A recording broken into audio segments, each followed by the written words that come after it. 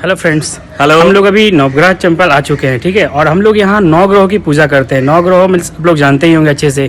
अगर किन्हीं का कोई ग्रह खराब चल रहा है तो एक बार यहाँ पे आए और पूजा करके देखें, आराम से और शायद में भी आपको बहुत ही इजीली है। यहाँ पे पंडे लोग रहते हैं, सब लोग हेल्प और करेंगे कोई आपको। आपको मतलब ये नहीं है कि ये देना पड़ेगा वो देना पड़ेगा। आप अपना अगर पूजा कराना चाहते हैं, जैसा पूजा कराएंगे उतने किफायती में हो जाएगा। और ये स्थान बहुत ही महत्वपूर्ण है क्योंकि यहाँ पे 51 पीठ का महापीठ है। महामुद्रा माँ का पतित हुआ था, साथ में यहाँ पे उग्र तारा है जहाँ पे नाभि पतित हुआ था। भीमशंकर ज्योतिर्लिंग है। तो ये स्थान में एक से एक महापीठ है और सिद्ध भूमि है। तो यहाँ पे कराया गया कोई भी पूजा हो, कोई भी शांति पाठ हो, या खुद भी आप आ जाए तो आपका कल्याण हो जाएगा। Thank you. जय माता दी। जय माता दी।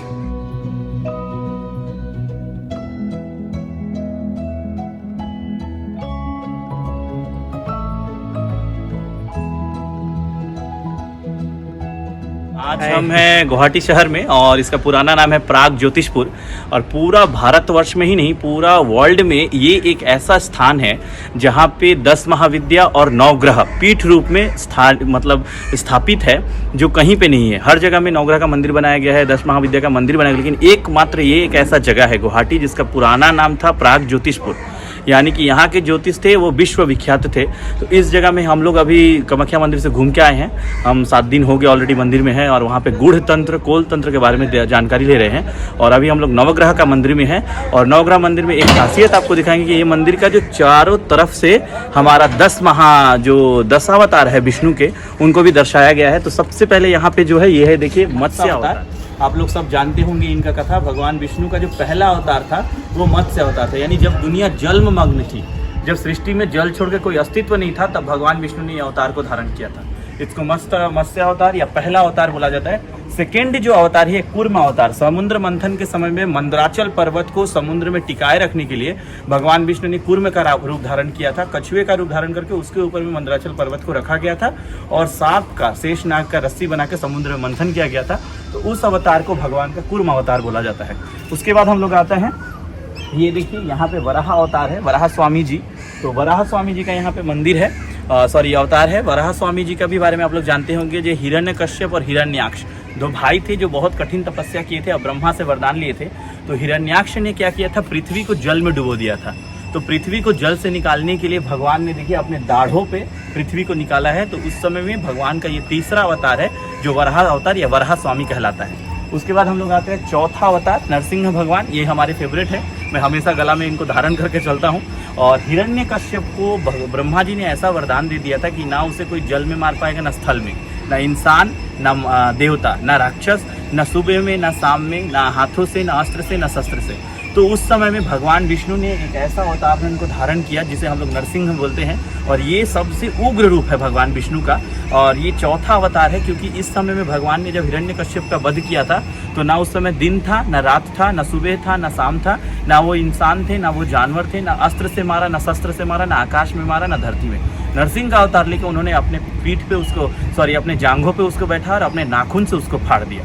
तो ये चौथे अवतार है। और विष्णु भगवान का महारुद्र अवतार भी इनको कहा जाता है या भीम रूप भी कहा जा सकता है। उसके बाद हम लोग जानते हैं वामन अवतार। वामन अवतार भगवान विष्णु का सौम्य रूप है।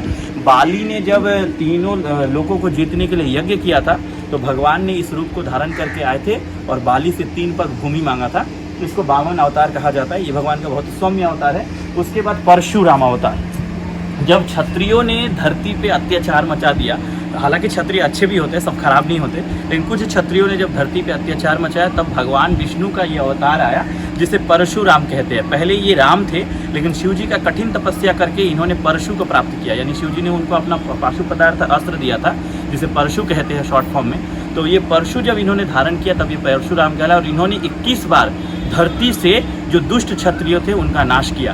तो भगवान परशुराम के बाद में हमारे मर्यादा पुरुषोत्तम भगवान राम का बारी आता है। तो ये रहे भगवान राम। इनके बारे में किसी को बताना नहीं है। इनके जैसे बेटा, इनके जैसा पति और इनके जैसा पुरुषार्थ सब में हो। तो राम के बाद में हमारा जो होता है वो परम अवतार कृष्ण का।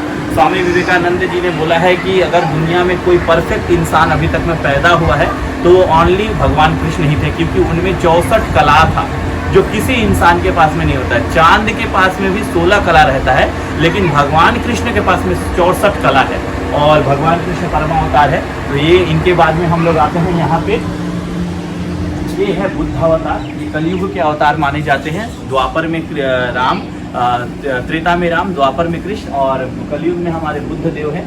बुद्ध का अवतार ऑलरेडी हो चुका है। बुद्ध ने दुनिया में शांति का पाठ पढ़ाया। आज भी बुद्ध को मानने वाले सिर्फ इंडिया में नहीं, इंडिया के बाहर में भी है। और भगवान विष्णु का 9वां अवतार इनको माना जाता है। और अंत का जो अवतार हम लोग मानते हैं ये है कल्कि। अब समय आ रहा है कल्कि अवतार आने का। कलयुग में इनका अवतार होगा और ये एक ब्राह्मण घर में जन्म लेंगे और अपने घोड़े पे आएंगे और तलवार लेके फिर से सनातन धर्म का और सनातनियों का रक्षा करेंगे।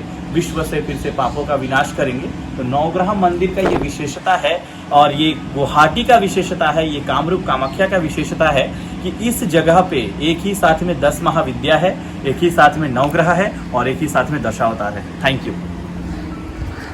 बस बहुत अच्छा लगा, मज़ा आया हम लोग। मुझे बहुत पुराना मेरा यादें ताज़ा हो गया गुवाहाटी में आके।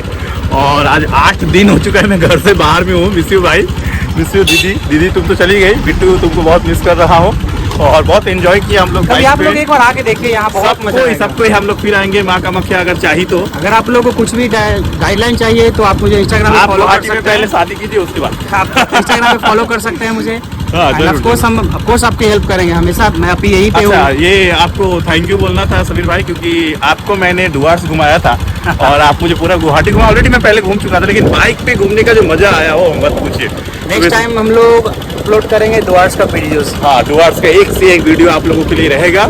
और इस बार मैं प्रिपरेशन में नहीं आया, मैं थोड़ा नवरात्रा के लिए आया था। तो नेक्स्ट टाइम एक से एक वीडियो आपके लिए तैयार रहेगा। और डुआर्स का एक से एक खासियत जगह, दार्जिलिंग गैंगटॉक तो सभी जानते हैं, उसको छोड़ के भी ऐसे ऐसे जगह है जो बहुत ही लो बजट में और कोई भी घूम सकता है। तो आप लोगों के लिए हम लोग जल्दी फिर से वापस आएंगे। Thank you so much.